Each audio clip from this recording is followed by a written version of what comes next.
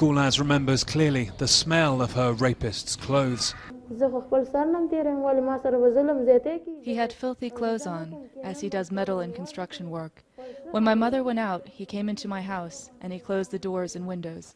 I started screaming, but he shut me up by putting his hand on my mouth. Her rapist was the husband of her cousin, but in Afghanistan's draconian society, this 19-year-old was also blamed. Her rape, sex with a married man, was seen as adultery by the courts, and she was sentenced to 12 years in jail.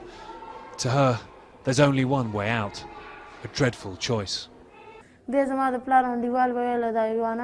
was asked if I wanted to start a new life by getting released, by marrying this man. My answer was that one man dishonored me, and I want to stay with that man. Inside the prison walls, she agreed to be interviewed with her face hidden. Here, she can't escape her attacker. Her daughter is the child of the rape. My daughter is a little innocent child. Who knew I would have a child in this way?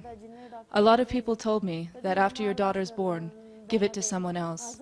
But my aunt told me to keep her as proof of my innocence. In Afghanistan, a rape victim's ordeal often simply begins with the physical attack. Then there's isolation from society. In Gulnaz's case, the possibility she may have to marry her attacker, and then the risk she could be killed because of the shame of her ordeal.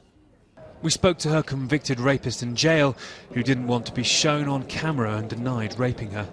He said Gulnaz would definitely be killed on release, but by her own family out of shame.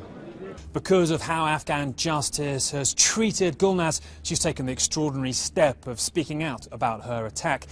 But even that has brought her problems.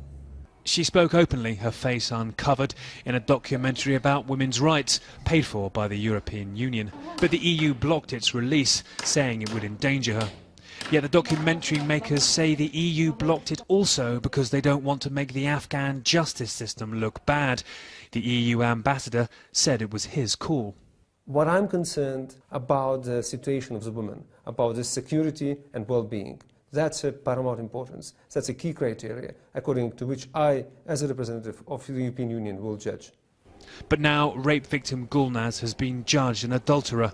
Her only possible escape, marriage to her rapist.